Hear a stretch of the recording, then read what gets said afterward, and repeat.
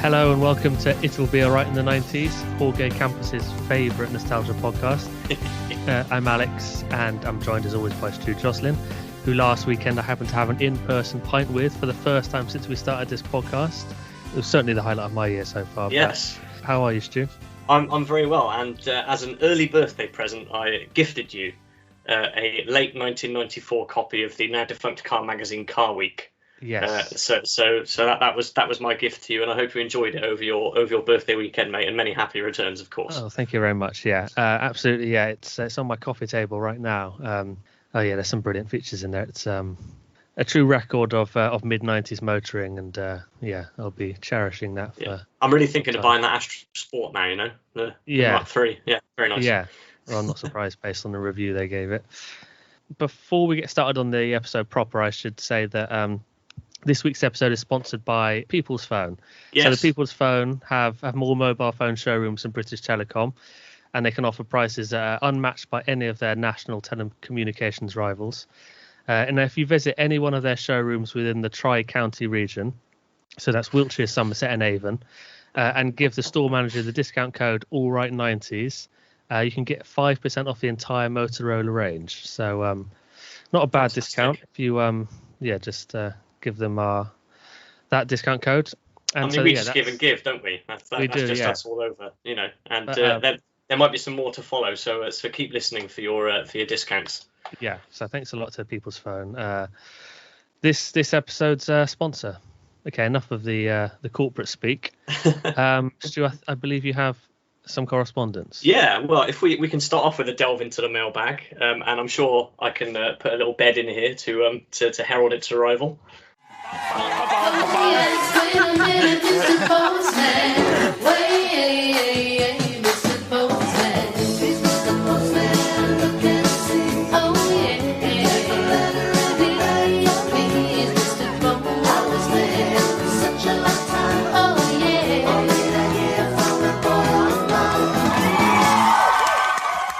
We have had a message from a listener, another Alex, and it's with regards to the Simpsons episode, which we did a few weeks back. And he says, I had to press pause at 3 minutes 21 seconds. This is precise. This is what we like. Yeah. And pick up on your comment, and he's talking to me, that good Simpsons, he says in inverted commas, stopped in season 4 or 5. And he says, I'd like to hear a retraction to that statement in next week's show. And then he goes on to list Homie the Clown, Who Shot Mr. Burns, Bart versus Australia, 2001 Greyhounds, Homer the Great, Grandpa versus Sexual Inadequacy, and they're all just in season 6, he says. Surely Good Simpsons continues to at least season 7 or 8, even 9, although it probably does start to tail off there, he agrees. Well, I had to listen back to the episode in question because, of course, I had to defend myself from this allegation. And what I actually said was that the golden period of The Simpsons ended around that time, which I think is true, where every episode is a must watch. I totally agree that in seasons 5, 6, 7, 8 and onwards there are many great episodes, and I wouldn't be without them, of course not. But I just thought that the real golden period, when the writers were bang on in, everything was absolute 100% quality, was that season 2 to 4 period. So I hope that answers your question, Alex. And yeah, please do write in again if you want to pick us up on anything else. I know he's listened to every episode so far, and he's a big fan of the pod, so expect to be hearing from him again soon. Yeah, great. Well, yeah, thanks for your correspondence, Alex, and totally understand where he's coming from on that. And but I think you've clarified the difference between good and golden era, I suppose. I hope so. Yeah, and I agree. All those episodes he names. I mean, Homie the Clown is one of my favourites. Didn't make my top 3, but it's certainly one of my favourites. So yeah, no, absolutely agree, and happy to clear that point up. Regarding today's episode, we are going to be talking about computer games, specifically games from the first half of the decade, so 1990 to 1994 inclusive. What does this era of games mean to you, Stu? Like, what's your context? Well, my context is the games I'm going to talk about today are both from 2 different consoles.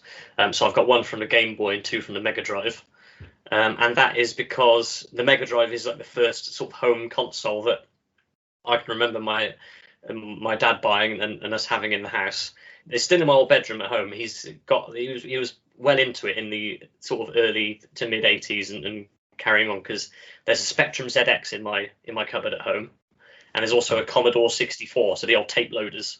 Yeah. So we had both of those, and he doesn't play games at all anymore, but he carried on right up until sort of PlayStation 2. And he always says that he stopped when they changed the putting mechanism on Tiger Woods 2007. He was an expert on 2006, and then he couldn't do the putting, and he hasn't played any video games since.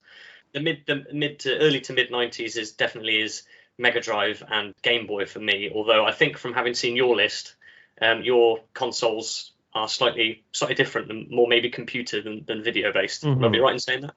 Yeah, you would. Yeah, first I just want to say it's nice. Is it nice? I don't know. It's amusing maybe that Tiger Woods was the straw that broke your dad's gaming back. Your dad's gaming bag. Does that make sense? Yeah, it was something like that. Broke his putter. Yeah, but I guess we all have our limits. And that was his. But yeah, for me, the context was, as you said, it was a bit different. I never had a Sega or a Nintendo. I think in the family at some point we had a ZX Spectrum, same as you. And apparently an Auric Atmos. I asked my dad about this, what we'd had. Wow. In the early days. I've never heard of it. No, me neither. Even though apparently we had one, but I think it was maybe before my time. Yeah, my earliest memories of gaming, as it were, is the Commodore 64, same as you, I think, and the cassettes, games on cassettes, which I don't understand how that works, because you'd have thought a cassette only goes one way, so how, I don't know. Yeah, true. But yeah, the big thing for us was the Amiga. So we had an Amiga 500, then a 600, and finally a 1200. I can't really differentiate between them. They all looked the same, and they all just had similar-ish games, but I guess the games got better. Yeah, I remember we would get games from Trade It or boot sales, and I specifically remember getting just a big plastic container of floppy disks. They're all copied games, I suppose, from Trade It. And me and my brother just sort of working our way through them, just trying them all, because there were dozens in there. Yeah, big time Amiga for me. I have virtually no experience really of Mega Drive and NES and SNES and stuff like that. So I think we're going to have slightly different approaches to this. But yeah, I mean, well, on the other side of it, I never owned an Amiga either, so I think it's going to make for a good episode that we're possibly talking about things that the other one doesn't know about. Yeah, so similar to other previous episodes, we're going to pick, I think we've picked 3 games each that are sort of meaningful to us, or were meaningful to us, and maybe a wild card or 2 afterwards, and that sort of loose format. So do you want to go first with your first choice? Yeah, I'd love to.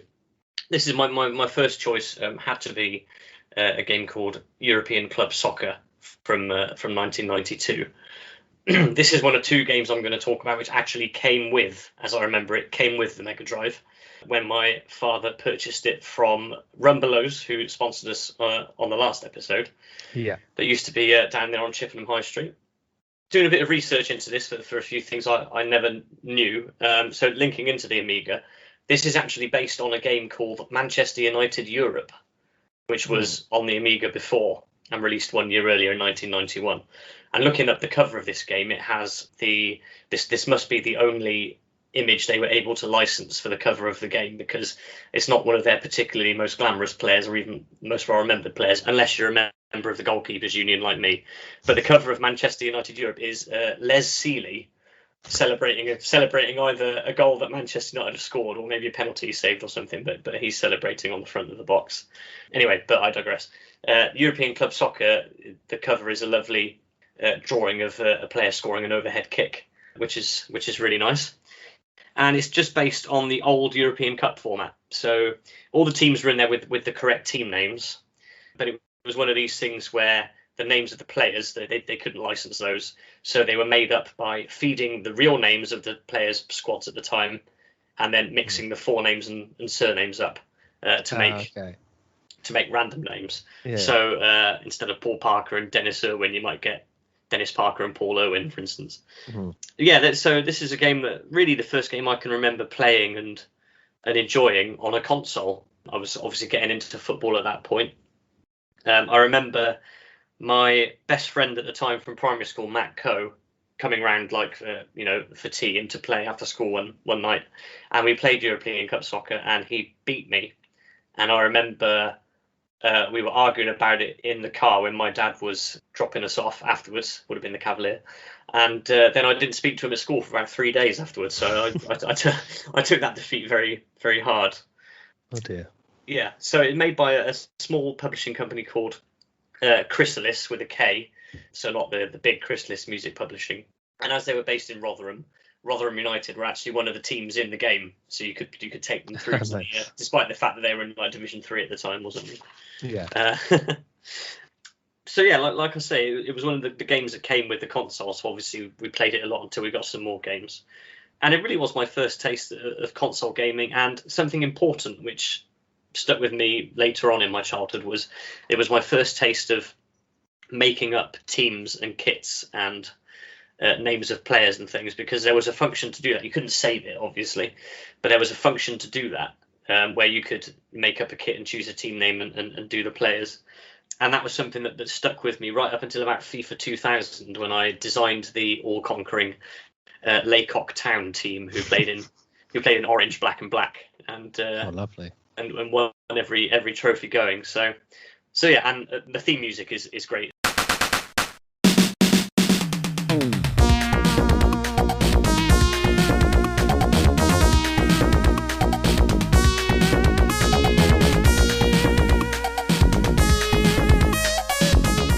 And I think when we were debating coming together to do this podcast, didn't I suggest we should have that as the theme music? But we didn't do it for rights reasons, I think. Yeah, you did. Yeah, exactly. we were a bit scared of being sued by Sega or Chrysalis or whoever for using their theme tune, so we didn't in the end. But yeah, it's a cracking sort of early 90s bit core theme tune. Indeed. I mean, it's the game itself is I wouldn't say, I suppose the standard at the time would have been sensible soccer, and it was sort of like that, really. It was quite hard to control, I seem to recall. I don't remember ever scoring that many goals, or maybe I was just too young and not really grasping it. But yeah, very nice. I hadn't ever played it because of, as I mentioned, not having those consoles, but it very much reminded me of a game called Kickoff 2, which we had on the Amiga.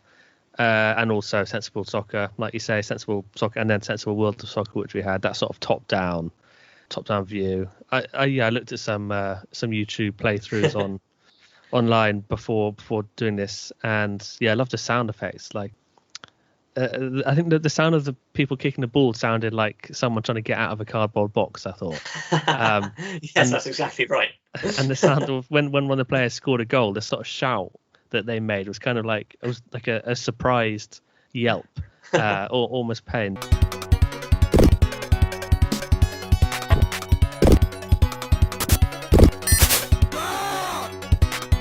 And I love the sort of creative ways they create these sounds. My favourite one of those is when the teams run out and then the referee runs out with the ball, drops it on the centre spot, and then instead of a whistle, you hear a voice say, "Kick off."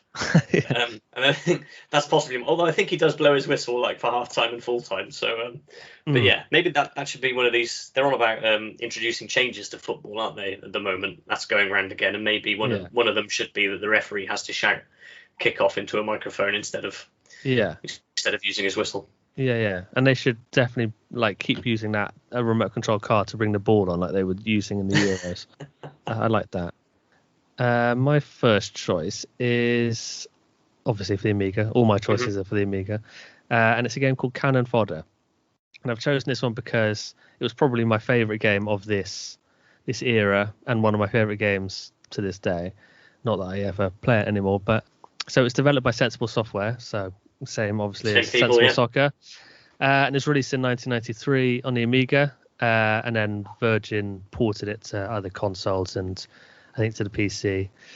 And so it's basically a shoot 'em up game where the camera was from high up above, a little bit like Sensible Soccer, I suppose, and you would sort of point and click and move your troop around across various different war zones. And it was a sort of controversial game at the time. Infamous, that's what I mean. It's an infamous game. And there was actually criticism from the Daily Star and the British Legion even, and some MPs. This was all on Wikipedia. This is not from my memory. And it was criticised because it had this juxtaposition of humour and obviously the serious war element. And I remember when I first played it, I don't think we got it when it first came out, but I must have been 8 or 9. Sort of thinking, not really liking the fact that it seemed to be making a bit of a joke about war. I was deep in my World War II fascination age at this point, so I was sort of really into airfix and watching repeats of The World at War on BBC Two on a Monday night at 7 o'clock. So I was a bit sniffy about it, which is weird for an 8-year-old to be sniffy about computer games for that reason. But I now subsequently know, and also through playing it, because obviously I did get over that and ended up loving it. But the game's makers and the developers have actually said at the time they had quite a strong anti-war message behind a lot of it, because there's some really kind of interesting elements to it. It's not just like a normal shooting game. So every character you use has a unique name, and if they die, then that's it. They are dead. They don't come back. And at the end of every mission, it'll give you a list of all the people who've died over like superimposed over these images of some poppies and kind of sad music.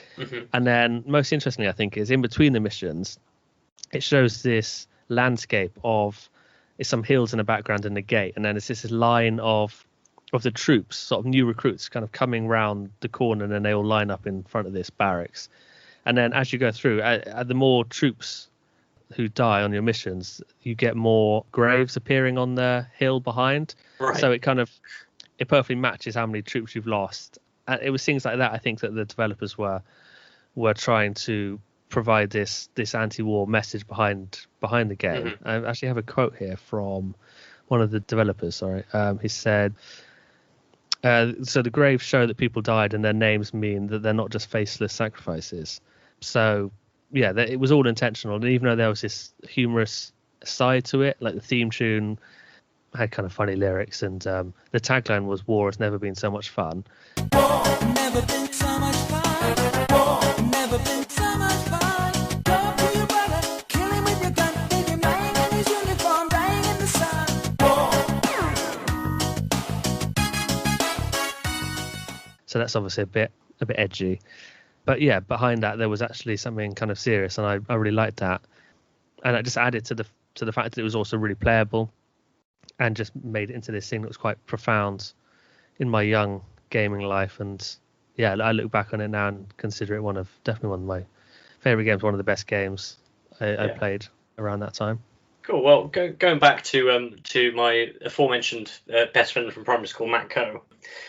So we're actually quite different in a lot of ways. So I was into football and he wasn't really, and his computer game style was the war and the Command and Conquer type stuff, which we spent a lot of time playing when we got a bit older. But what I was going to say, if you didn't mention it, which you have, is that my main memory of cannon fodder is seeing the names coming up at the end of the mission. We're scrolling up with the poppies and everything. And it's interesting you say about there being a bit of outrage at the time, and it's quite a contrast, I suppose, to the way that the gaming is today. That something like, a Call of Duty, or is Medal of Honor still going? I don't know. I'm not sure. No. But something like that, but probably now that people don't sort of blink an eye at it. So yeah, that's an very interesting choice you've made there. Absolutely. Yeah. Cool. What's your second choice? So I'm going to go to the Game Boy now, and my choice for this one is Super Mario Land 2, which is subtitled 6 Golden Coins. I got my Game Boy, and it wasn't. I don't remember it being a birthday present or a Christmas present, so I think I must have sweet talked my folks into getting it for me out of season, if you see what I mean. But I remember getting it from Woolworths, and there must have been some sort of deal on, because I remember it was one of the original brick Game Boys. It was bright yellow, and it came with a carry case, and it came with Super Mario Land 1 and Super Mario Land 2. So that must have been a pretty sweet deal, and I managed to talk my parents into it. But I would say that this is the game that I have played and completed the most times out of any game I've ever played. I still have the original cartridge today, which goes in my Game Boy Advance, which is around here somewhere, which can still play all of the old Game Boy games. And yeah, I still dig it out occasionally and clear the games and start again. So to give a bit of background to the game itself, Wario has taken over Mario Land, and in particular the castle, and he's holding Princess Peach hostage. And in order to gain entry to the castle and save the Peach, Mario has to move through the various zones in Mario Land and collect the golden coins that Wario has hidden behind the bosses. So just off the top of my head, there was the tree zone, the Mario zone, which is just a big Mario, and you move up through his body to the different levels. There's the pumpkin zone, the turtle zone, and the macro zone, and also the space zone. I nearly forgot about that then. The space zone, yeah, that was one where you had to do like a sort of a fake level first to get to it, if you see what I mean, and then you got to it. But the space level was always really hard and always took me a lot of time to complete. But yeah, so this is really the first sort of platformer that I got a hold of and started playing. And I was still playing it when Pokemon came out in the sort of later 90s on the Game Boy, because I totally ignored Pokemon and carried on playing Super Mario Land 2. That's because nostalgia's in your blood, isn't it? Yeah, that's true. Yeah, exactly. I was already on the nostalgia trip then. Yeah. Eschewing anything new. That's the way we do it, isn't it? That's right. Yeah, me and new stuff doesn't go together, as Keith Richards once said. So yeah, it's the soundtrack again is great, and we're going to be dropping bits of soundtrack in all over the place, because you mentioned the Cannon Fodder theme tune, didn't you? So we'll find that as well and put that in.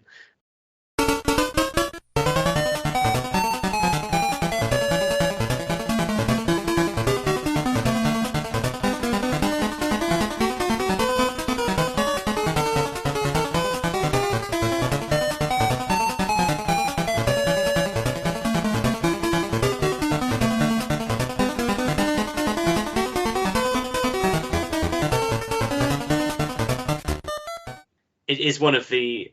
It's sort of considered as one of the greats, of the Game Boy collection of games. And I'm sure there are lots of people like me who still play it. It's just brilliant. It's still challenging even today when I play it. I find new routes to get to places and then little things I hadn't noticed before, and doors to go through and stuff like that. So there's always things to find. And it kicked off. I'd never sort of played or done anything with Mario before. And it kicked off something which I've stuck to probably more than Sonic, which I also had on the Mega Drive. But I think I was more of a Mario fan. And to this day, I'm still trying to complete Super Mario 64, which I might go and have another crack at after we finish recording tonight. So yeah. So it wasn't you that just spent however million it was on the original copy of 64, was it? No, I'm happy enough with my cartridge only purchase for about £17 from eBay. That's I think that's wise. We haven't, the sponsorship of the pod is not quite at the level where we can reach to that sort of. Very true. Yeah. I'm not sure if People's Phone can help out with that either, can they? No. I know you said you only had Amigas and you didn't have Mega Drives or anything, but did you have anything handheld at all? I didn't. Well, I did in a way. I had those really cheap little handheld games that we used to just get from boot sales, but it would be sort of one game on a little, very small. I don't know what the screen's called, like not an LED, but just. Yeah, I know. Yeah, I think I know. And so the game that I had that I remember was just a motorbike game where you would sort of scroll from side to side to avoid obstacles and stuff. Yeah. And.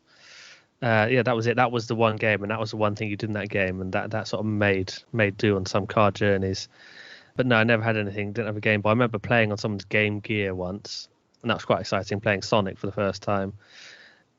But no, just had to make do with those tiny little ones. Okay, well, next time we meet, I brought you a car magazine. Maybe I'll have to lend you the Game Boy Advance so you can. I'll clear a space for you on 6 golden coins, and you can experience it for yourself. Yeah, that'd be great. My second choice would be a game. This was a last-minute addition, actually. I had originally chosen a game called The Settlers, which I'm not going to talk about. I instead replaced it with a game called Toki, which was originally released in arcades in 1989, but it was ported to the Amiga in 1991, so it just about gets into our time frame. And this was just kind of fairly generic side-scrolling arcade game where even the story, sort of the intro story, was generic in that you played this guy who had been turned into I think into an ape by this foe, whoever it was, and your girlfriend, or the object of your desire, had been kidnapped by this same baddie, which is definitely the story of a lot of arcade games from this era. I know it's the story of Bubble Bobble, which is a classic from the 80s.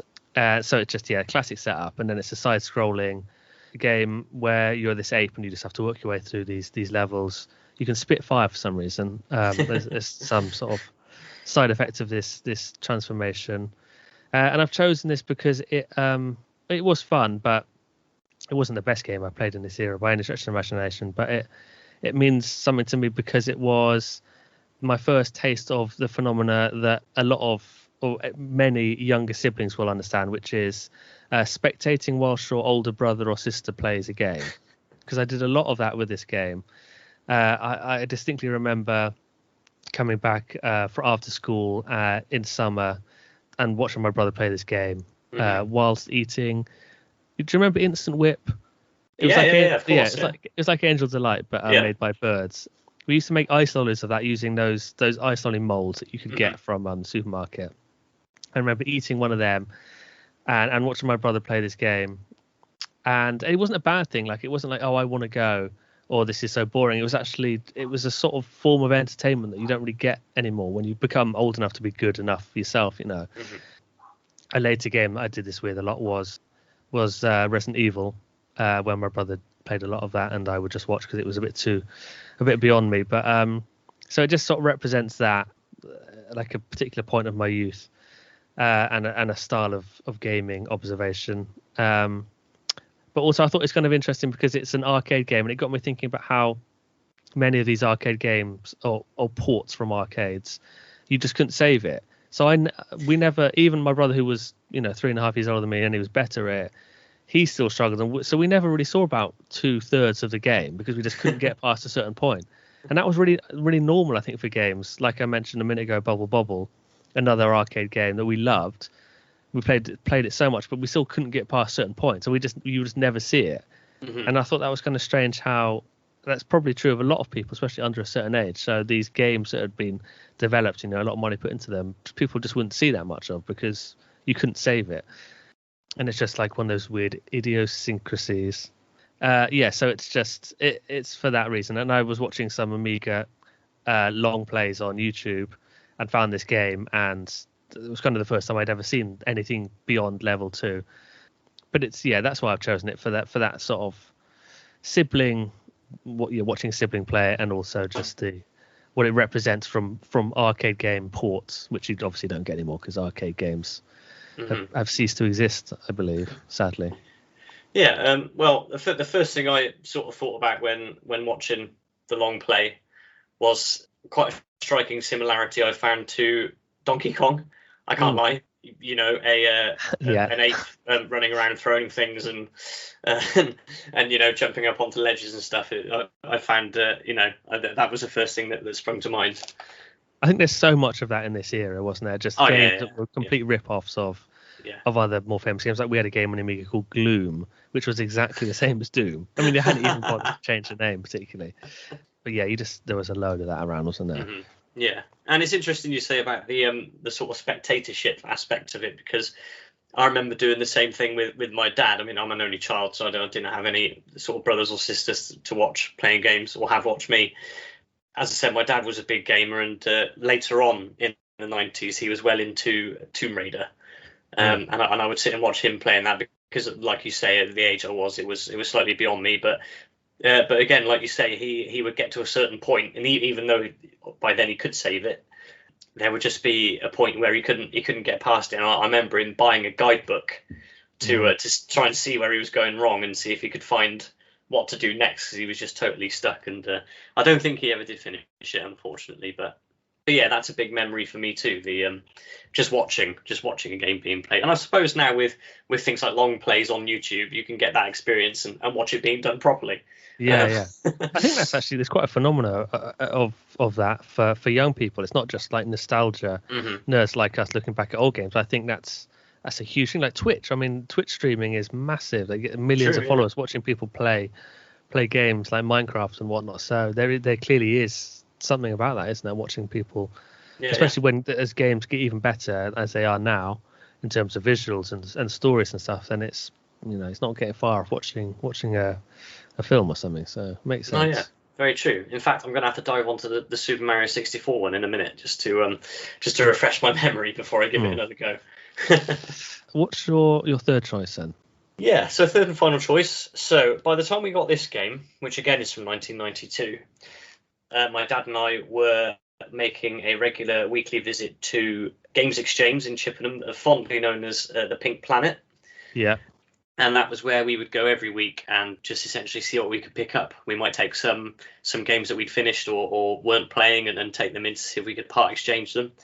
But I think by then, with the Mega Drive being a slightly older console, was that normally the games were only a few quid and they were pocket money attainable. So if I had like a $5 in my pocket, there'd definitely be a game for like $4.99 at the most, or maybe $2.99 if it was just a cartridge, or something like that. But I remember picking this one up, not really knowing how good it would be, and then taking it home and it being one of the greatest we ever had. And it's called Where in the World is Carmen Sandiego?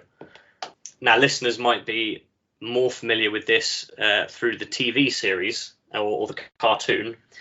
What I didn't know was that the TV series is actually based on the game rather than the other way around. Okay. Yeah, I thought that it was your typical video game follow up, but it's actually the other way around, which is great and very unique. So it's a largely text based sort of adventure mystery game, and the idea is that Carmen Sandiego and her vile henchmen, that's the acronym, Spectre-esque, if you like, are committing crimes all over the world and leaving clues behind them, and it's up to you to guess or try and track them down and find the villain before it's too late. And eventually you move up and you catch all the henchmen, and then you finally catch Carmen herself. You might have a map with 5 or 6 different capital cities you can travel to, and you'll have a clue to start with. So they might say Interpol last saw the criminal boarding a flight or at an airport wearing a fez, and then if Rabat was on the map, then you would know they've probably headed to Morocco. And then you'd go there, and then it would go on from there, and then be like objects and things like that, and you'd have to work out which building they'd gone to, and then if they'd flown to another capital city and stuff like that. So, and what I didn't realise, of course, at the time was that I was learning as well, about these capital cities and places that I probably wouldn't have otherwise known about at that age, and it set me on the right track for a half decent quizzing career. So I'm very happy for that. It's funny that you mentioned about again not being able to save stuff, because I remember this one as being a game where when you got to a certain point and wanted to pick it up again, in the manual there'd be a list of like passwords, or sorry, but what I should say is that there's space for passwords. So then you complete level 1, and then the password will flash up on the screen, and you write it in the manual. Of course, they wouldn't give you the password straight away, would they? I don't know what I'm talking about. So there's space to write the passwords in as you go along, and then obviously when you turn the console on next, you can type in the password for level 7, and you get there. Yeah. And I think that went on for quite some time. That way of, I remember Jimmy White's Whirlwind Snooker being like that as well. Why would you have? I guess because you were doing a tournament. Yeah, I remember that as well. It never seemed to do that on Amiga, but it was something you'd get more with PC and I guess other consoles. But I definitely remember the codes. Yeah, and I'm pleased to say that this game is actually is still around. My copy a couple of years ago, I found a load of Mega Drive games while helping to clear out my parents' garage, but no console anymore, sadly. But my friend John, who's the guitar player in the band I'm in, he has a Mega Drive, so I thought, well, he can enjoy these. And I know that him and his girlfriend Claire have been working their way through Carmen Sandiego over lockdown and everything like that. So it's still going, and it's still it's still providing enjoyment all these years later. And I think actually it was this Mega Drive port came along in 1992, but it was a port originally from I think it was Apple II it came out on, first of all, in about 1985, so it had been around for quite some time before it hit the Mega Drive. Yeah, so I wasn't familiar with this game at all. I was fascinated by the name when you told me it, but yeah, I was just looking it up, and it was like it was used in schools, wasn't it? I think it was. Yes, became yeah. like an educational game.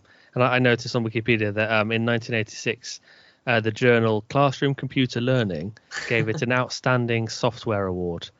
And I was wondering what the Classroom Computer Learning Award ceremonies were like. Do you think they were kind of massive sort of galas with star-studded red carpet photo shoots and absolute sort of madness when the alcohol came out? At least hosted by a comedian who's been on Live at the Apollo, who's been who's doing a corporate. Yeah, definitely that level, I think. Yeah, I'm off the chain. I'm just amazed that Classroom Computer Learning Awards have of such esteem that they're still sort of recognised on Wikipedia. So, well, there we go. Has it got its own page? No, it hasn't. But it was referenced. It was referenced on the article about Where in the World is Carmen Sandiego.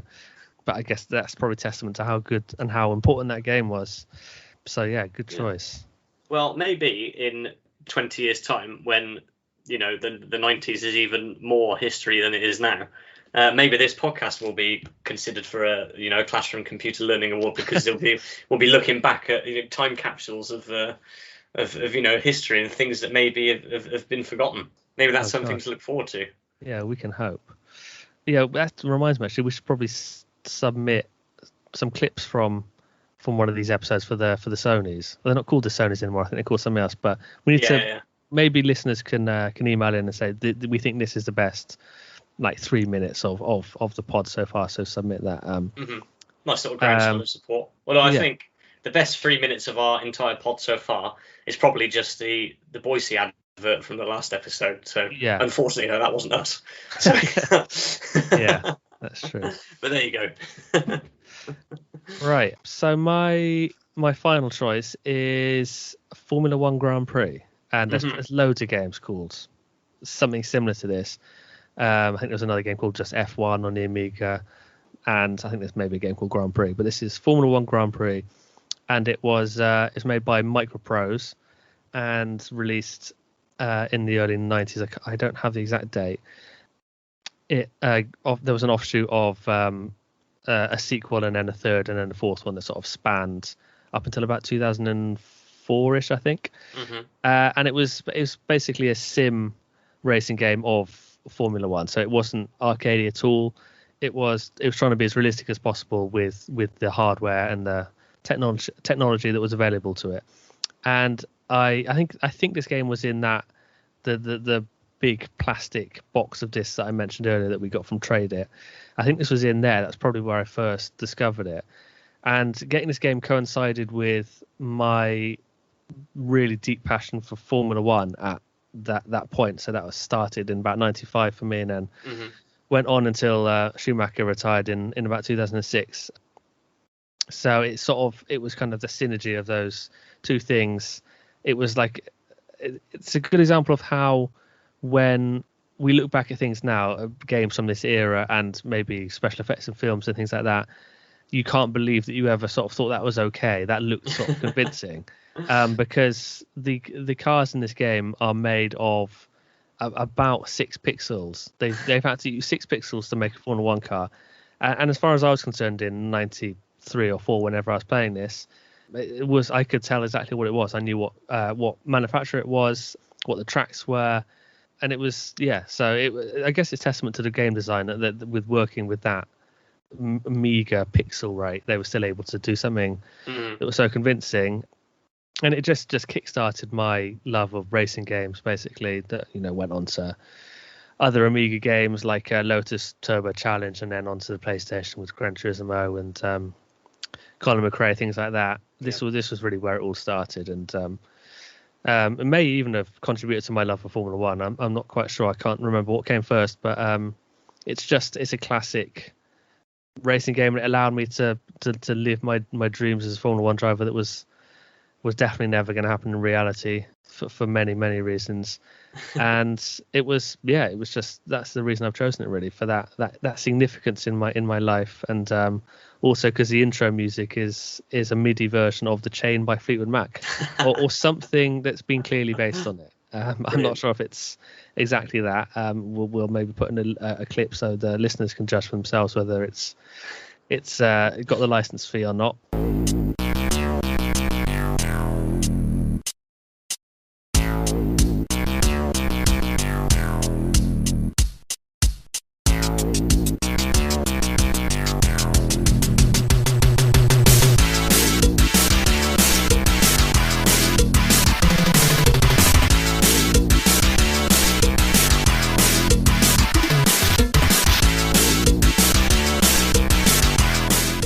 Yeah, it's just it's a great all-round racing game, and quite significant in my life. Cool. So a couple of questions that spring to mind for me for this then. So first of all, did your F1 and World War II obsessions overlap at all? Or was it one after the other? I think if you did a Venn diagram, there'd be probably quite a small section in the middle where they overlapped. Maybe World War II was somewhat eclipsed by Formula One and Michael Schumacher. But I mean, I'm actually into history now. I did a history degree, and I've loved history for years. So I think that's probably never gone away. Whereas Formula One has died off a bit since Schumacher went. So history has outlived. The Second World War has outlived Formula One in my consciousness. But yeah, so I think there was a bit of an overlap. Okay, and you say that until Schumacher retired in 2006. So are we ignoring the season when he came back and drove for Mercedes? I want to say. Yeah. Was it one season? I think it was 2, maybe 3 actually. Okay. And the fact that I don't know that shows that it had. Yeah. I don't consider that quite as much a part of his career, but I would totally ignore that if it wasn't for the fact that I think he did pick up some points for Mercedes, okay. And maybe I think he got a podium as well. So I can't really truly ignore it. But much like The Simpsons, that part of his career is very much just series 8 and 9 of The Simpsons. You know, kind of. I'll acknowledge it, but it's not the golden era. Brilliant. So I remember having a Formula One game. The first one we had was probably for the PlayStation 1, I would say. So not until quite a bit later. And I remember trying to do a full length race once. So like 76 laps or something like that, and I couldn't stand up, couldn't stay the course. So were you doing were you trying to do the full races, or were you doing sort of cut down races and seasons, like 8 laps or 16 laps or something? Yeah, exactly, cut down versions. It was the same with F1 97 on the PlayStation, and any Formula One games after that. I never quite did the full. I think when it came to Gran Turismo, there were races that you had to do for like 2-3 hours. You could even do 24 hours on Gran Turismo. Yeah. But I don't know how people did that, because you're not even supposed to turn your PlayStation off for that long. So it's kind of a risk to the hardware. But I did then, but yeah, not with Formula One. I just think with a racing game, like, the difficulty level means by the time you've raced for an hour and a half, you're either going to be so far ahead that it's completely meaningless, or you'll be so far behind that it's equally meaningless, but more frustrating. Like, to have the difficulty level just right, so you can sort of constantly be fighting with rivals for an hour and a half, is just not really going to happen. I'm sure we'll probably do a Formula One in the 90s. I know I want to do a touring cars in the 90s. Yeah. But a quick mention because he's on the Formula One game that I had, the original PlayStation one. Probably my favourite Formula One driver in the 90s, Jean-Denis Delatraz, who's responsible for one of Murray Walker's most famous moments. Go on. I think that the camera was following the leader, and Delatraz was way back, and he was trying to warm his tyres up because he was so far behind and he couldn't get. Yeah. And as the car comes around and passes him, Murray Walker just goes, "What is Delatraz doing?" The derision. So, yeah. Murray anyway, is most derisive. We digress. We'll discuss that on a later pod. Do you have a wild card? Something actually you want to throw in while we still can? Yeah, just quickly. So my wild card again is one that I think came with the Mega Drive. So I've gone for Echo the Dolphin, which is, again, it's like 6 Golden Coins, regarded as one of the best games that was made for the console. And I'm probably being unfair on it, to be honest, by saying that it was one of the games I didn't like at the time, but I just did not understand it.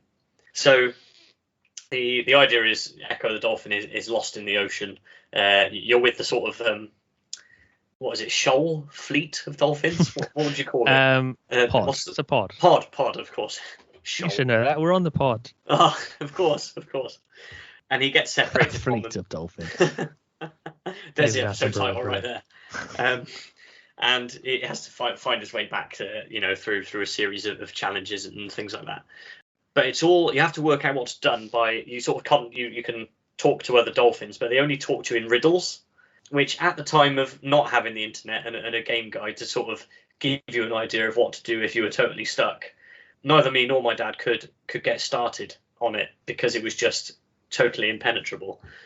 I reckon if I was a bit more intelligent, I'd probably like the game more. And if I gave it a go now, I don't know how successful I would be, but yeah, it just seems totally impenetrable, and for that reason, unfortunately, and like I say, probably unfairly, it's a little bit tainted in my memory, and it's sort of remembered for me as one of the games that I didn't get along with so well. So yeah, the 3-2-1 of video games. Yeah, I obviously never played it either, but I do remember it coming out. I think it was quite a big deal when it got released because I do remember it being talked about on Newsround, on CBBC's Newsround. Okay. There's an actual art, like a piece about it being released in this. And then every episode after that, or for a certain amount of time, the Newsround intro had a little clip of Echo the Dolphin. I was trying to find it on YouTube, doing one of my many nostalgia dives on YouTube, trying to find it, but I couldn't find it. A clip of the Newsround intro, but it was obviously significant at that time. And like you said, if it was launched with the console, then I guess that was part of the allure of it. I don't know if it was launched with it or if it came with the package that my dad got from Rumbelows, or even if he just bought it because it was there when he picked it up. I don't know. I'll have to ask him. There's a lot of things on this podcast we talk about, and it links back to my dad, and then I have to ask him, and I never do. So we'll have to do a catch up with my dad special where he puts the record straight on all these things that I probably got wrong. But yeah, you just read out a list of all the things you'd be meaning to ask him, and he answers them. Yeah. No, that's right. Yeah. No, you weren't conceived in the back of the Escort. No. Yeah. Oh, I'm looking forward to that one already. Okay, so yeah, my wild card was. It's not actually the game itself. It's specifically the intro cutscene for a game called Shadow of the Beast 2. And this game, well, the intro to this game, scared me so much. And not only did I never play the game, but I had to, if I remember this correctly, I think I asked my dad to put it on a very high shelf, the highest shelf in the room where we kept all the stuff, so that it was just like the game itself was away from me. And I think it scared my brother as well because he never played it. And like I said, he was 3.5 years older. Maybe even it scared my dad because he didn't play it. Just scared the whole family. I don't know where it came from. It just seemed to sort of turn up one day. I don't know why we would have got it. It's like some sort of some cursed object that had turned up on our doorstep once and scared everyone in the house, like the Babadook or something. But the cutscene in question is, we can obviously post a link to this in the description of the episode, so you can check it out there. But and maybe a clip of the sound, because the sound is part of the reason why it was so scary. But the cutscene depicts this sort of windswept cottage on this icy tundra, and then there's this sort of these cliffs behind, and you can hear this baby crying inside the cottage. And then in the background, on top of these cliffs, there's this solitary figure who's sort of standing there silently, and then suddenly turns into this giant winged demon. And then it swoops down on top of the cottage. You can still hear the baby crying. And then the camera angle changes, so it's sort of looking down at presumably the mother nursing the baby. And she looks up, and then the camera changes from her point of view, and you see this giant hand sort of smashes through the roof and then comes down and just sort of envelops them. And then it shows the demon sort of flying off from outside with the baby still crying and the mother screaming.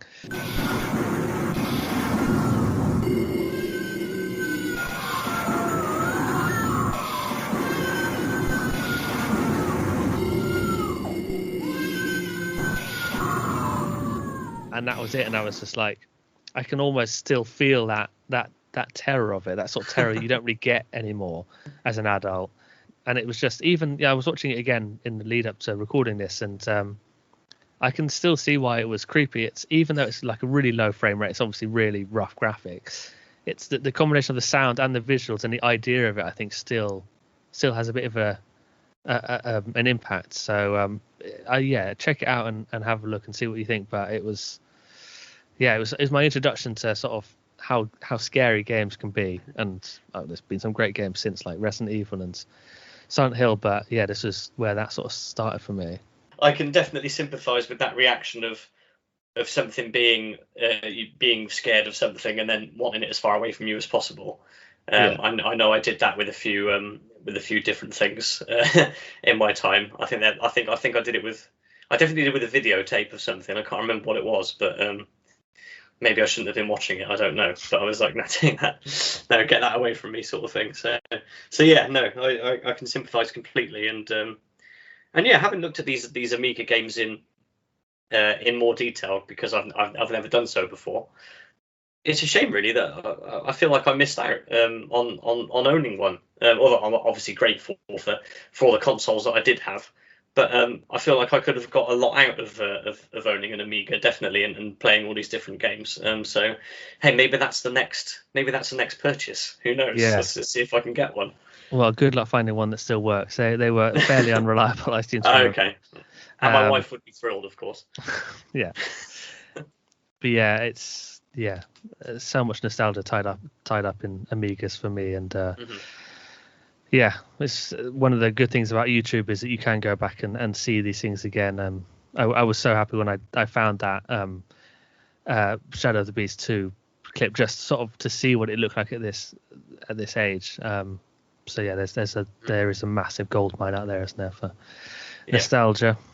It always makes me smile when I read the box of an old game on the back. For instance, going back to European Club Soccer, I'm fairly sure it says like detail as never before, and player movement and all this sort of thing on such a high level. And then you see it now 30 years later, and compared to the ultra realistic 1080p 4K whatever it is these days, games you get now, obviously it's far behind. But I just find it quite quaint when it says brilliant graphics and really lifelike and stuff. I suppose in 1992, I suppose it was, Maybe we'll be saying the same about today's games in 20 years, although they are getting to the point, obviously, where almost photorealistic now. So true, yeah. Do you have anything to say, Stu, before I beg everyone to contact us through the various mediums? No, I don't think so. Just to say, I've enjoyed rattling through these with you, Greenie. I hope you have as well, and I hope the listeners have enjoyed it. I know I say this a lot, but I think there's plenty more here, especially when we move it into the later 90s, when we can talk about things like the Nintendo 64 and the Sega Saturn and things like that. Mm-hmm. I'm sure we'll do a follow-up episode with games in the later 90s. Definitely. So yeah, really enjoyed it as always, and already looking forward to what we're going to talk about next, which I don't think we know what that is yet, do we? But no, it's a secret to both the listeners and us. Great. So if you do want to get in contact with us, anyone, you can find us on Twitter at allright90s. That's all letters, allright90s, and you can email us on allright90s@gmail.com. And it really means a lot to us if you do give us a like, subscribe, tell your friends about us, just generally spread the word, and that would be terrific. We will be back in a couple of weeks, hopefully, and until then, hopefully it'll be a little bit cooler as well. So my more brain's actually recording working. conditions. Yeah. But until then, it's goodbye from me, goodbye, and I think it's goodbye from Stu. It is goodbye from me, and see you next time. Take care, everybody. Cheerio.